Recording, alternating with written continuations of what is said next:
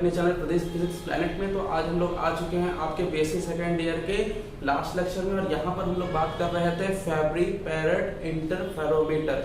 आपको जैसा कि हमने बता रखा था कि Fabry Perot interferometer is a interferometer which is have high resolving power. इसके पास रिजॉल्विंग पावर टेंडेंसी बहुत ज्यादा होती है, जिससे मल्टीपल बीम को डिफरेंशिएट कर सकता है, फोकस कर सकता है। तो ये कॉन्सेप्ट था आपके फैब्री पैरेट इंटरफेरोमीटर का। इसके प्रिंसिपल को तो हमने पढ़ा ही था। अब हम लोग आज बात करने जा रहे हैं इसके कंस्ट्रक्शन और वर्किंग के बारे में। देखिए बच्चों, कहानी सिंपल सी है। इसमें आपके पास एक सोर्स ऑफ लाइट होगी, जहां पर आपके पास सोर्स है जिससे लाइट हम लोग स्क्रीन से यहाँ से चलती हुई आगे बढ़ेगी। अब इस सोर्स से जब लाइट आगे बढ़ती है तो आपके पास वैसे ही पुराने जैसा दो ग्लास प्लेट, एक फोकस लेंस होता है, जिसके आगे एक और फोकस लेंस होगा, जिससे लाइट आपकी ट्रांसमिट होगी और रिफ्लेक्ट होगी। दोनों चीजें होने के बाद इस जगह पे आके मिलेंगी, जिससे मल्टीपल फ्रिंजेस मिलती है। एक बात मैं और बता दूं कि आपका फैब्री पैरेट इंटरफेरोमीटर जो है कांस्टेंट इंक्लाइनेशन बेस्ड इंटरफेरोमीटर को होल्ड करता है। मतलब यहाँ पे जो इंक्लाइनेशन होता है इसका वो कांस्टेंट होता है, किससे? लाइट रे से। बात क्लियर हो रही है? तो यहाँ पर आपका जो सिस्टम है उस सिस्टम को एक बार थोड़ा समझ लेते हैं, फिर उसके बाद इस स्टेटमेंट्स को हम लोग वापस से फॉलो करेंगे। तो कंस्ट्रक्शन बहुत इंपॉर्टेंट होता है बच्चों, उसको ध्यान से समझेंगे। डायग्राम एग्जैक्टली क्लियर होने चाहिए। कोई भी डाउट होगा तो आप मुझसे पूछ जरूर लेंगे कि डायग्राम में क्या आपको नहीं दिख रहा है या मिसिंग है। तो बच्चों यहाँ पे आपका स्क्रीन है, जहां पर मतलब सोर्स कह सकते हो।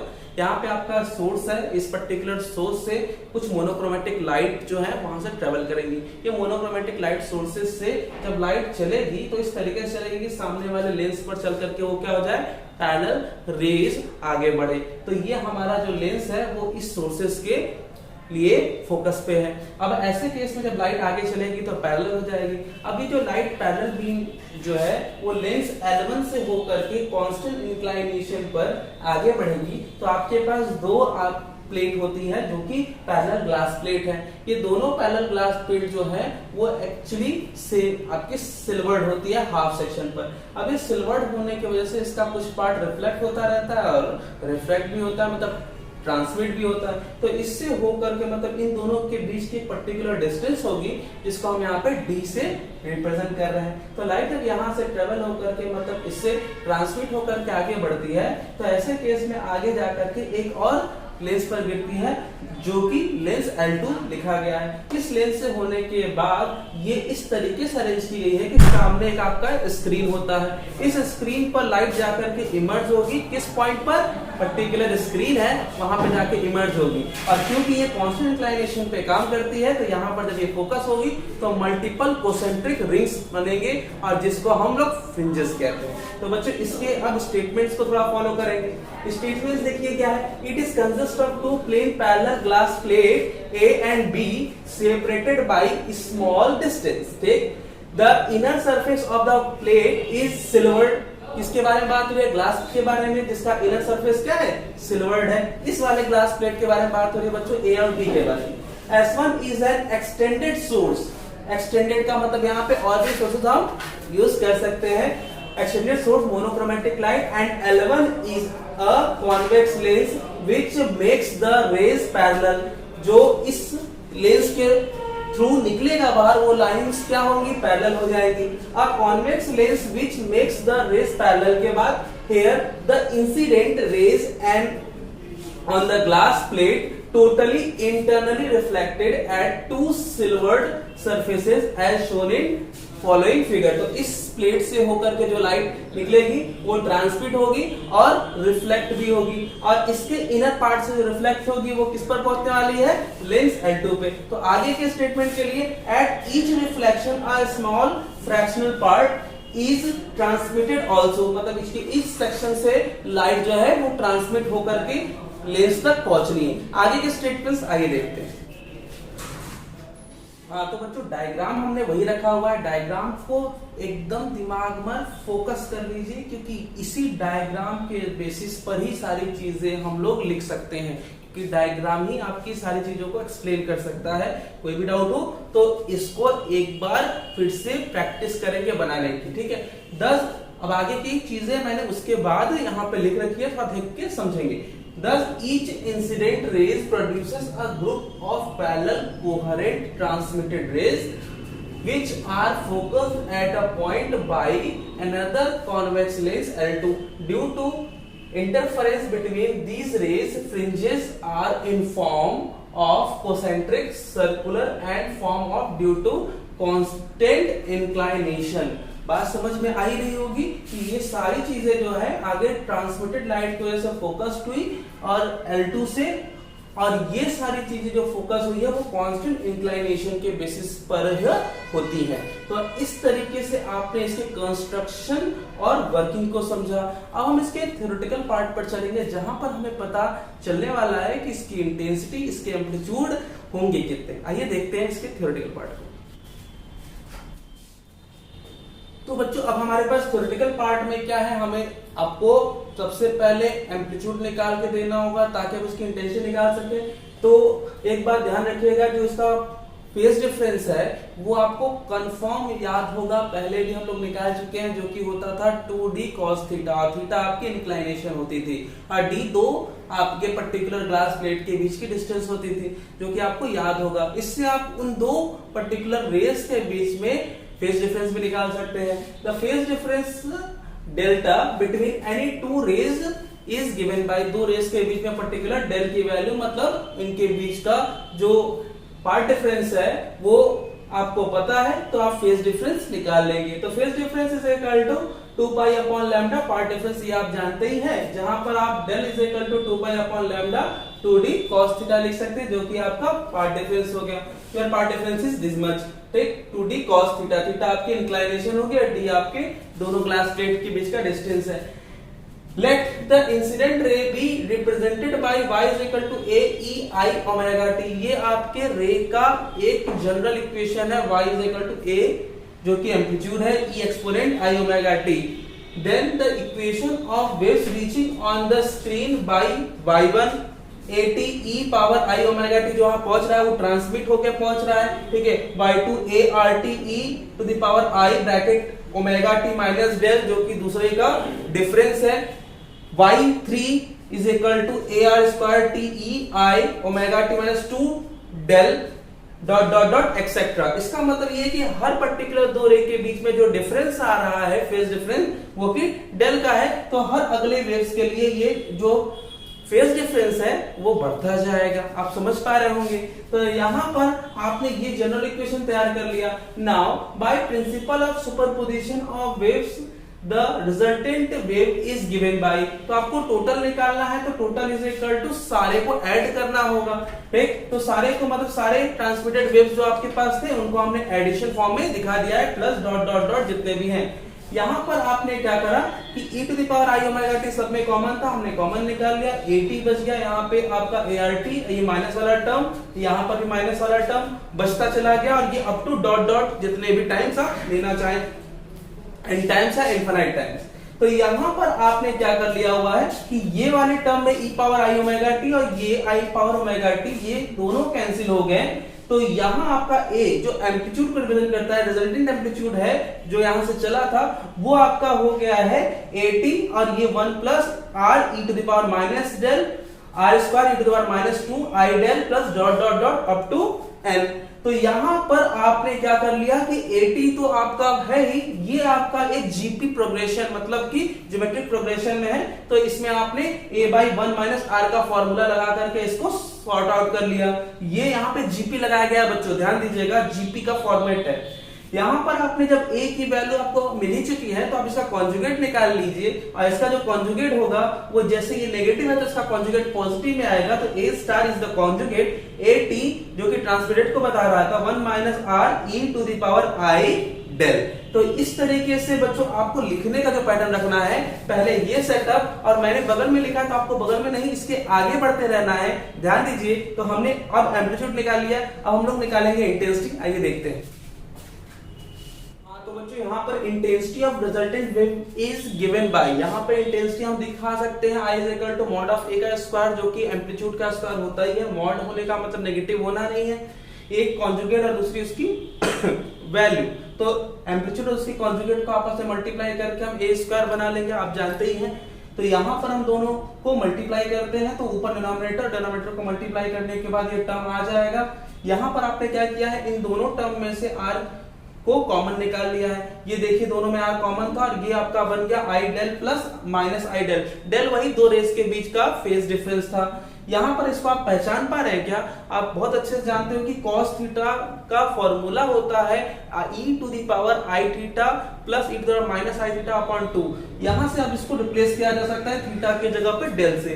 तो यहाँ पर आप देख पाए कि 2 cos डेल लिख दिया गया है ताकि हम इस वाले फॉर्मेट से इसको रिप्लेस कर सकें। इस पॉइंट को आप लिख सकते हैं कि where cos del is equal to e to the power i del plus e to the power minus i del upon 2। तो ओके बच्चों, अब आगे बढ़ते हैं। यहाँ पर आपने क्या किया कि इंटेंसिटी को और आगे फॉलो किया और ऐसे केस में आपने इसको r2 cos डेल को आगे बढ़ाने की कोशिश की। अब cos डेल को आप लिख सकते हो 1 minus 2 sine square del by 2, जैसा कि cos का फॉर्मूला ही होता है। यहाँ पे आपने ऊपर और नीचे दोनों साइड में 1 माइनस आर स्क्वायर से डिवाइड किया। क्यों डिवाइड किया ये थोड़ा दिखा दे। आप अगर जरा ध्यान से देख पाएंगे यहाँ पर, तो ये वाला जो फंक्शन है जब इससे मल्टीप्लाई होगा और ये वाला फंक्शन जब इससे मल्टीप्लाई होगा, तो ऐसे केस में ये जो पहला वाला फैक्टर बनेगा वो बनेगा 1 माइनस आर का होल स्क्वायर। तो 1 माइनस आर के होल स्क्वायर को ऊपर नीचे हमने डिवाइड किया, ए स्क्वायर टी स्क्वायर को यहाँ डिवाइड किया, यहाँ पे 1 माइनस आर स्क्वायर से यहाँ भी और यहाँ भी दोनों साइड बैलेंस कर लिया। इस तरीके से आपने ये वाले पोर्शन को 1 लिख दिया और इस वाले पोर्शन को एज इट इज उतार दिया है। अब जरा ध्यान से देखिएगा कि ये जो पूरा फैक्टर है यहाँ पे आप ये देख पा रहे हैं, इसको हमने कुछ मान लिया और इसको मान लिया गया है f। f यहाँ पर एक नए नाम से जाना जाएगा बच्चों, और इसका नाम होगा कोफिशिएंट ऑफ फिटनेस या फिर कोफिशिएंट ऑफ शार्पनेस। किसका?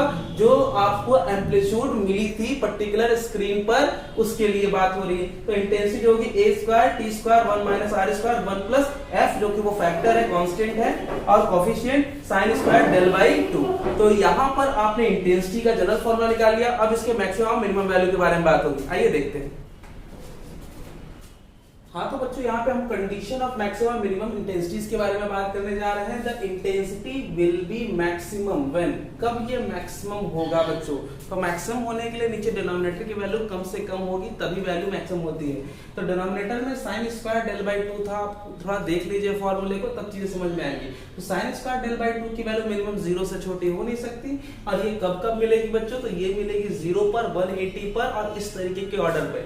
तो 0 180 के ऑर्डर पर और 360 के ऑर्डर पर ये मिलने वाला है। इसका जनरल फॉर्मूला sin n पाई हो गया। n की वैल्यू जो है वो आप लिख सकते हो 0 1 2, इस तरीके से आप आगे फॉरवर्ड कर सकते हो। तो यहाँ पे जो आपको वैल्यू मिल गई डेल बाई 2, कंपेयर कर लिया n पाई, यहाँ पे डेल की वैल्यू मिल गई आपको, जो इनके बीच में फेज डिफरेंस होगा वो हो जाएगा रेस के बीच में 2n पाई, जहाँ n की वैल्यू हम लोग सपोज कर चुके हैं। Therefore द मैक्सिमम इंटेंसिटी जो होगी वो आगे की वैल्यू 0 हो जाने की वजह से a square T square 1 minus are square मिल जाएगी, ये I मैक्स है। सिमिलरली अगर मैं मिनिमम इंटेंसिटी के बारे में बात करूं तो मिनिमम इंटेंसिटी बच्चों कब मिलेगी? जब नीचे की वैल्यू जो है वो बड़ी हो जाए। तो बड़ी होने का मतलब साइन स्क्वायर डेल बाई 2 की मैक्सिमम वैल्यू 1 होती है, उससे बड़ी होनी नहीं है। तो मैक्सिमम वैल्यू 1 के केस कब कब होते हैं? तो 90 पर होगी, 270 पर होगी, इसी ऑर्डर में होगा। तो इसका जो जनरल फॉर्मूला होगा sine n 2n plus pi by 2 आप लिख सकते हो। यहाँ पे भी आपने इसको कंपेयर कर लिया और कंपेयर करके जो डेल की वैल्यू ले ली वो है 2n प्लस 1 पाई। ये है फेज डिफरेंस का मिनिमम इंटेंसिटी के लिए। दस मिनिमम इंटेंसिटी जो होगी वो आपकी क्या हो जाएगी? वो हो जाएगी 1 माइनस आर स्क्वायर, यहाँ वाली जो वैल्यू है वो आपकी हो गई है 1। ऐसे केस में आपको जो वैल्यू मिल रही है इसी को आपने फॉरवर्ड किया हुआ है आगे। और यहाँ पर बच्चों थोड़ा ध्यान दीजिएगा कि इस वाली वैल्यू में, इस वाली वैल्यू को हमने यहाँ पे लिखा और फिर उसके बाद हमने थोड़ा सिंप्लीफाई कर लिया और सिंप्लीफाई करके आई मीन की वैल्यू निकाल ली। और ये जो सिंप्लीफिकेशन है वो आप यहाँ पे समझ पा रहे हो कि 1 माइनस आर का होल स्क्वायर प्लस आर था, इसको सिंप्लीफाई करके ये टर्म आ गया है। अब ये वाला जो टर्म है आई मिनिमम का हो गया। थोड़ा ध्यान से समझिए, we have intensity of resultant wave as i is equal to a square T square 1 plus f sin square del by 2। ये हम लोग पहले पढ़ चुके हैं। तो मिनिमम और मैक्सिमम के बाद थोड़ा इसको ध्यान से देखेंगे आप, तो इसको आप पाएंगे कि ये वाली जो वैल्यू है, ये वाली, तो ये वाली वैल्यू आप पहले आई मैक्स में थोड़ा देख चुके हो। तो जरा आई मैक्स की वैल्यू जरा सपोज करें क्या था? आई मैक्स की जो वैल्यू थी वो थी a square T square upon 1 minus are square, ये आपकी वैल्यू रह चुकी है। तो यहाँ पर जो है ऊपर वाली वैल्यू पर ध्यान से देखिए, ये यहाँ पे 1 माइनस आर स्क्वायर हुआ करता था। तो ये पूरी वैल्यू को आप पहले से पहचान रहे हो और ये कोई और नहीं आई मैक्स है, ठीक है, थोड़ा ध्यान से पहचानिए। तो इसको आपने यहां से हटा करके आई मैक्स लिखना ज्यादा सही समझा। तो यहां से आप कंपेयर करना चाहते हो कि ये जो रेगुलर इंटेंसिटी है उसके आई मैक्स के रिस्पेक्ट में रेशियो क्या होगी। तो regular intensity upon i max equal to यहां पर हो गया 1 प्लस 4r 1 माइनस r का होल स्क्वायर, जो कि f था, कोएफिशिएंट ऑफ शार्पनेस था, sin स्क्वायर डेल बाई 2। तो ये आपका रेशियो है रेगुलर इंटेंसिटी और मैक्सिमम इंटेंसिटी के बीच का। बात क्लियर आ रही है। a square t square 1 by 1 minus r square, ये फॉर्मेट हम लोग पहले जानते थे बच्चों, कहीं से और नहीं लिखा है। कोई भी डाउट है तो आप मुझसे पूछेंगे, ध्यान से समझेंगे, सिस्टमैटिक है, प्रैक्टिस करेंगे, बिल्कुल होगा। ओके, तो ये हो गया। अब हम लोग को देखना है इसका डायग्राम, इसका फिगर कैसा होगा, शार्पनेस का डायग्राम देखेंगे। आइए। हाँ तो बच्चों यहाँ पे शार्पनेस ऑफ फ्रिंजेस के बारे में थोड़ा समझेंगे हम लोग कि ये जो कर्व है इंटेंसिटी या फिर एम्पलीट्यूड ऑफ फ्रिंजेस की, उसके फेज डिफरेंस के साथ कैसे मिलने वाले हैं। A graph plotted between intensity i versus del for different value of r is shown as below.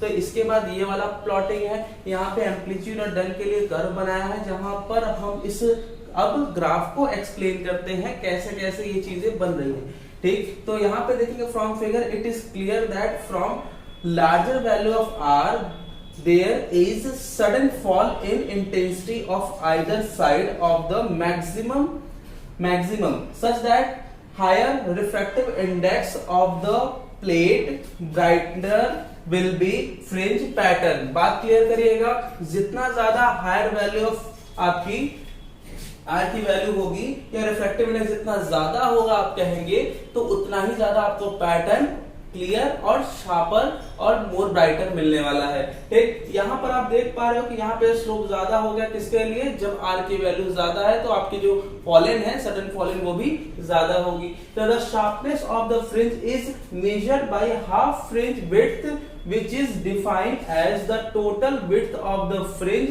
at point where the intensity has fallen to half to its maximum value। Okay, ये FWHM मतलब fringe width है आपकी, और ये fringe width जो आपको pattern मिली थी उसकी फ्रिंज विड्थ को रिप्रेजेंट करती है। तो ऐसे केस में आप लिख सकते हैं सिंस वी हैव, हमें पहले से पता था I is equal to I max 1 plus 4R 1 minus R whole square sin square del by 2। तो ये वेव की जनरल इंटेंसिटी आई मैक्स के टर्म में हमें पता थी, तो इसको हम लिख सकते हैं I by I max is equal to 1 upon 1 plus 4R 1 minus whole square sine square del by 2। इसको थोड़ा सा और सॉल्व आउट करते हैं। आइए, तो बच्चों जैसा कि हमने FWHM की डेफिनेशन में देखा था, फ्रिंज विड्थ डेफिनेशन में ये बताया गया कि जो आई की वैल्यू होगी, जनरल इक्वेशन वैल्यू होगी, वो मैक्सिमम वैल्यू की हाफ होती है। जैसा हम लोग डेफिनेशन में पढ़े उसी केसेस को हम अब यहाँ पे अप्लाई कर देते हैं। तो इस डेफिनेशन के बेस पर जो आई बाई आई मैक्स की वैल्यू थी, इसीलिए हमने निकाल ही रखा हुआ था, 1/2 रख दिया। इसको हमने क्या किया, सॉल्व आउट किया है, कुछ नहीं, बस क्रॉस मल्टीप्लाई करके इसको थोड़ा सॉल्व आउट किया। सॉल्व आउट करते हुए बच्चों थोड़ा आगे बढ़े और साइन स्क्वायर डेल बाई 2 की वैल्यू यहाँ से निकालने की कोशिश करी। यहाँ से डेल बाई 2 की वैल्यू भी हम लोगों ने निकाला और यहाँ स्क्वायर को हमने रूट में इंट्रोड्यूस कर दिया। जैसे ही रूट में इंट्रोड्यूस करेंगे तो 4 रूट से निकल जाएगा, ये भी निकल जाएगा, लेकिन जो आर है वो रूट में है बच्चों। तो यहाँ से डेल बाई 2 की वैल्यू जो है वो आपको मिल गई है साइन इनवर्स के फॉर्म में। अब इसके बाद का सेटअप यहाँ पे है, जो आपको आगे लिखना है वो है del 2 sine 1 minus are square upon 2 root r. तो इस तरीके से यहाँ पे आर जो है, रिफ्लेक्टिविटी जो है आपकी, वो अगर मैक्सिमम हुई, मतलब आर की वैल्यू जो है बड़ी हुई, तो ऐसे केस में जो डेल की वैल्यू मिलेगी ये सब्सट्रैक्ट हो जाएगा, 0 मिल जाएगा। तो डेल की वैल्यू जो मिलेगी वो 0 मिलेगी, मतलब कोई भी फेज डिफरेंस नहीं मिलेगा लाइट के बीच में, रेस के बीच में। Thus from above expression it is clear that the value of del at FWHM decreases with increase in value of R। R की वैल्यू बड़ी, डेल की वैल्यू छोटी। तो यही तो हम लोग ने देखा है यहाँ पर। तो इस तरीके से एक जनरल केसेस हमने देखा कि R की वैल्यू अगर 0.9 हो तो उस समय जो डेल की वैल्यू मिलेगी वो मिलेगी 0.211 रेडियन। इसके आगे चलते हैं बच्चों, कुछ नोट पॉइंट थोड़ा समझने की कोशिश करेंगे माइकलसन इंटरफेरोमीटर के regarding. In case of Michelson interferometer के अगर बारे में बात करूं तो I is equal to I max cos square del by 2 हुआ करता था एट FWHM, जो कि हमने डेफिनेशन में पढ़ी थी कि जो मैक्सिमम वैल्यू होगी वो मैक्सिमम वैल्यू की हाफ वैल्यू उसकी जनरल वैल्यू होती है। तो I by I max equal to 1/2 जैसा कि हमने वहां भी देखा, तो यहां पर इसमें सेटिस्फाई कराया 1/√2, इस रूट स्क्वायर को इधर शिफ्ट करने पर डेल की वैल्यू 2 cos इनवर्स 1/√2 और डेल की वैल्यू यहां पर आपको इंड्यूस हो रही है 1.57। तो 57 रेडियन देख करके हमें ये वैल्यू तो पता चली किसके बेस पर, माइकलसन इंटरफेरोमीटर के बेस पर। अब ये बात यहां से क्लियर हो रही है कि it is clear that in case of Michelson interferometer the fringe width is fixed, fringe width is fixed and does not depend on any parameter. इसके आगे के जो पॉइंट्स है उसको भी हमें बेसिकली ध्यान से समझना है, थोड़ा सा और देखते हैं आगे। तो बच्चों हमने देखा यहाँ पे कि माइकलसन इंटरफेरोमीटर में हम किसी भी पैरामीटर को चेंज नहीं कर सकते, सारी चीजें कांस्टेंट थी, और यहाँ पर इसीलिए माइकलसन इंटरफेरोमीटर में जो फ्रिंज इंटेंसिटी थी वो फिक्स थी। बट यहाँ पे थोड़ा ध्यान दीजिएगा कि यहाँ पर रिफ्लेक्टिविटी को हम अपने हिसाब से चेंज कर सकते हैं और रिफ्लेक्टिविटी कस्टमाइज हो सकती है, अपने हिसाब से चेंज कर सकते हैं। इसीलिए यहाँ से प्राप्त वाली जो फ्रिंजेस होगी उसकी इंटेंसिटी ज्यादा एप्रोप्रिएट होगी। But in case of Fabry Perot interferometer the fringe width can be controlled by appropriate selection of reflectivity, इसको मेंटेन किया जा सकता है of glass plate. Hence the sharpness Fabry Perot interferometer is very good in comparison to Michelson interferometer। तो ये हो गई आपके बच्चों फैब्री इंटरफेरोमीटर की वेरी इंपॉर्टेंट कॉन्सेप्ट। तो ये अगर शॉर्ट में आता है तो इसको आप कंपैरिजन के टर्म पे जरूर लिखेंगे। तो ये है आपका, यहां से आप क्लियर करेंगे यहाँ से कि एक्चुअली यहाँ पे कोई पैरामीटर चेंज नहीं होता और फैब्री पैरेट में आप चेंज कर सकते हैं। तो ये हो गई आज के फर्स्ट यूनिट की समाप्ति बच्चों। आज के लिए हम आपसे विदा लेते हैं। पहले यूनिट की समाप्ति बेसिक सेकंड ईयर के सिलेबस में हमने कर दिया है। अगले लेक्चर में मिलेंगे तो नए यूनिट के साथ मिलेंगे। तब तक के लिए अपना ख्याल रखिए, नोट्स कंप्लीट करिए, जैसे सिस्टमैटिक बताया वैसे ही करेंगे बच्चों। मेहनत बहुत लगती है इसलिए उसको साकार करेंगे, अच्छे से अच्छे तैयारी करेंगे। अपना ख्याल रखेंगे। जय हिंद।